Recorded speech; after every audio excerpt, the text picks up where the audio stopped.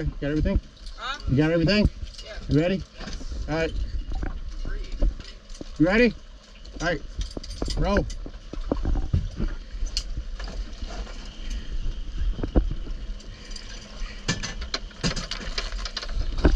Oh shit. I gotta remind people, I almost stuck it through there.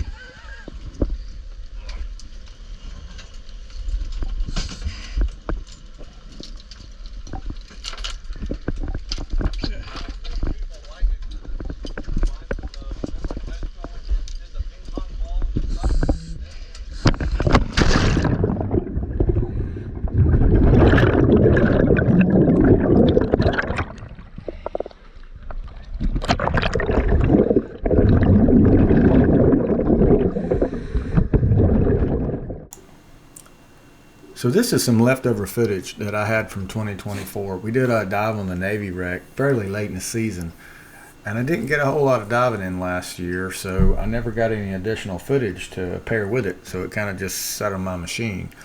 But this is a Navy wreck off of Southport. Hadn't dove it in probably 6 to 8 years or so, I would guess. But I love this wreck. I used to dive it all the time when I was a younger lad. It's broken down quite a bit more than I remember, and there's a lot of places that are rusted through on it, which actually makes it better spearfishing, because when I used to dive it, it's completely covered over and you couldn't really get inside of it. But now there's plenty of ways to get inside and get to the fish, and it's a great place for scamp, as you'll see.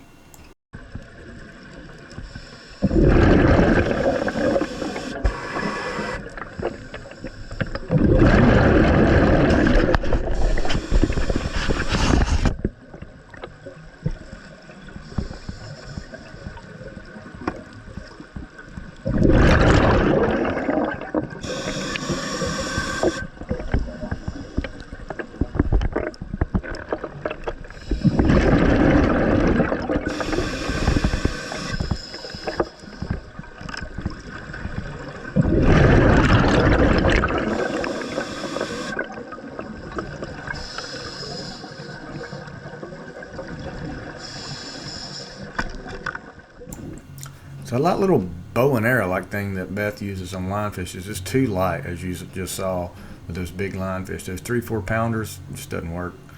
I tried to transition her to a pole spear. She didn't like that. So when I went down to Spear Gods this winter to get some goodies, I actually picked her up a new little lionfish gun pole thing. So I think she'll like it a lot better.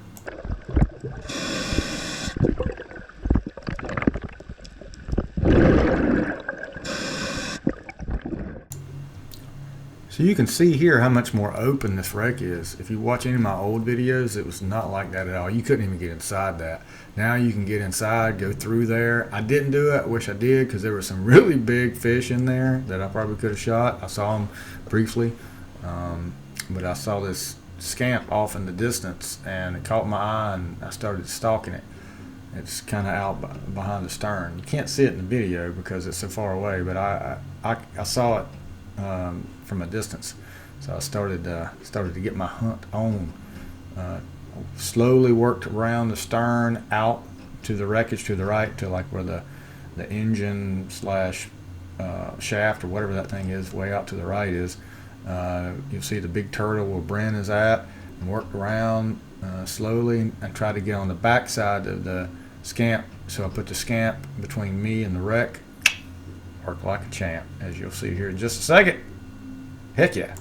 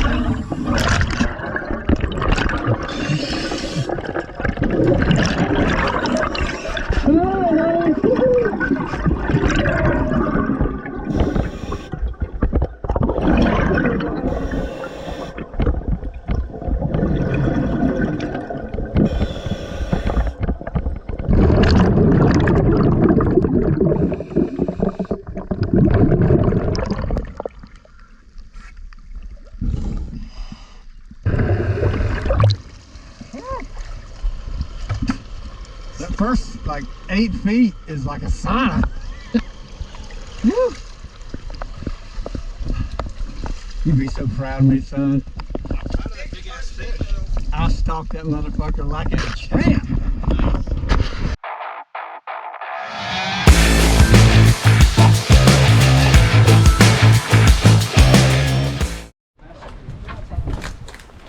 All right, Fred. Give me my video, my intro video. Oh, I'm not good at that, would be. Oh, you're killing me. Okay. You need to do it. I'm the one who like waves when you start talking. Don't do that. Okay, I'll do it this way. I'll learn that. When I was doing it the other way, it was in the sun. I don't think that's too late in the day for that. Howdy ho, people.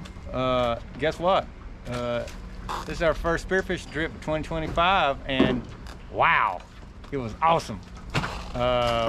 We limited out on lobster, limited out on grouper, which wasn't hard because you're gonna have two. But it was a hogalicious day, and we had crazy big hogs. You're not gonna see them in the background because we haven't got to that yet. We're finishing off all lobster, but we had a really good day. So more to come in 2025. Good times. Yeah. Yeah, that over there, stuff like that. Like maybe, how many are in here? Like 8? Yeah, about 8, just like that. Turn it sideways so we can see it. Yeah, they're all of them are like that size. Like I said, it was hogalicious. Okay. Understand, dudes, we're going in the water.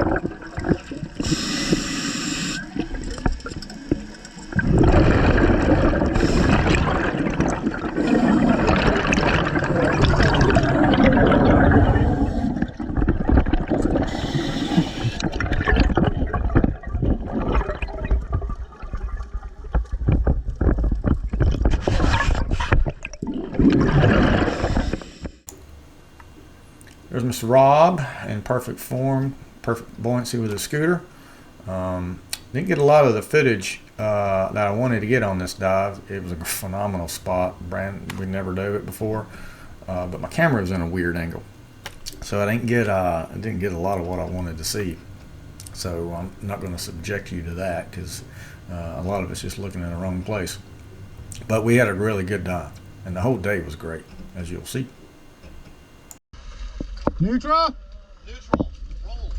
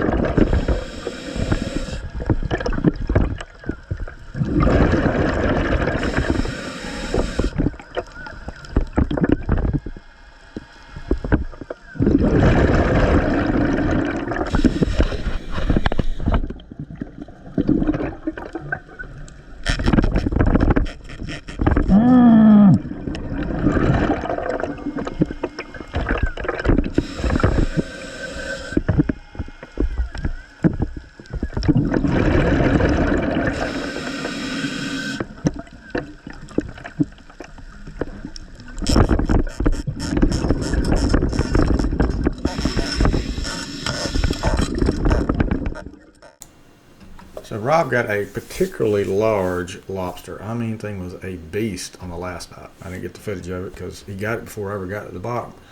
But this lobster you see in this hole right here is equally a beast. This thing is huge.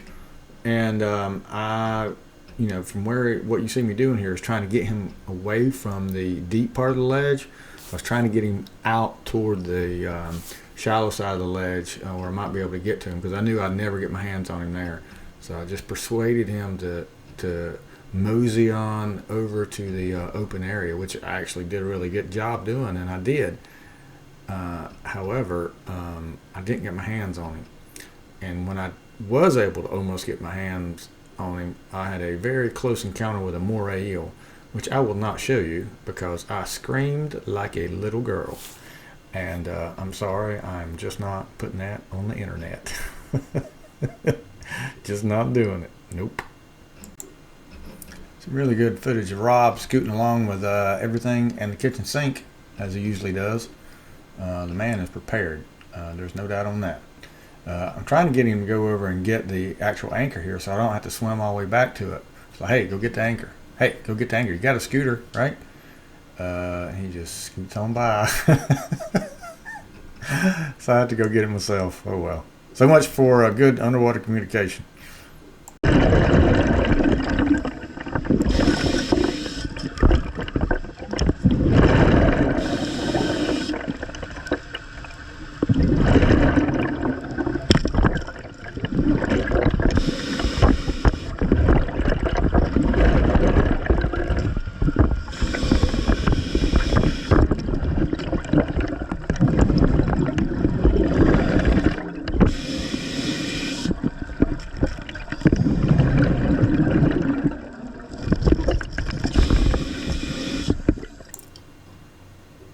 So I point this nice lobster out for Mr. Penn right here, and something kind of actually pretty funny happens. So see this lobster sitting on top of the ledge here, and as Mr. Penn settles down and gets his lobster snare out, Mr. Lobster decides to, he's like, hey, I don't want anything to do with this guy. He starts coming over to me for help. I'm like, dude, you're going the wrong way. I'm not going to give you a hand. In fact, I will give you a hand on that antenna, put you in my bag. But he never gets a chance. As you can see, Mr. Penn is lethal with that snare, man. Lethal. You don't come back from the snare. Not with Mr. Penn at it. Nope, no sir.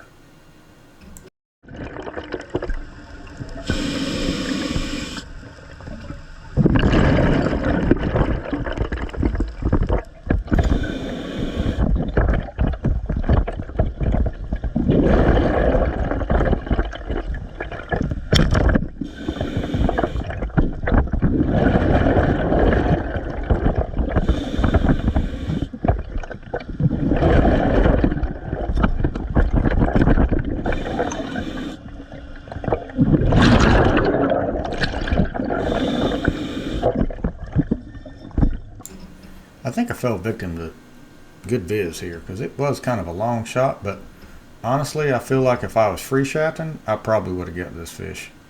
I know it was a long shot.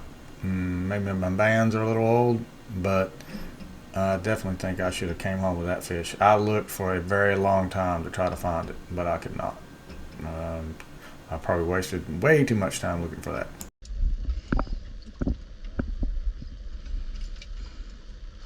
You said neutral, go.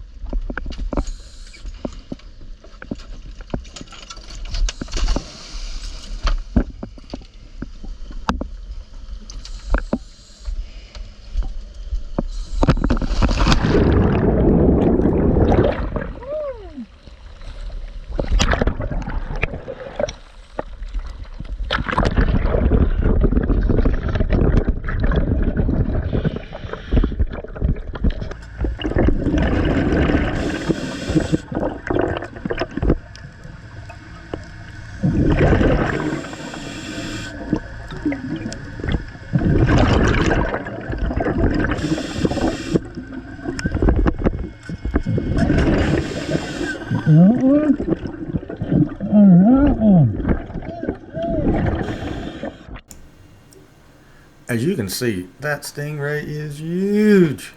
So I pointed these lionfish out because they were pretty nice lionfish out to Rob. But you know, you had to stare down that monster to get those puppies. I was really hoping some big cobia would be hanging out, considering the size of this roughback stingray, but I never did see any, unfortunately. But maybe next time. Usually there's cobia where there's roughback.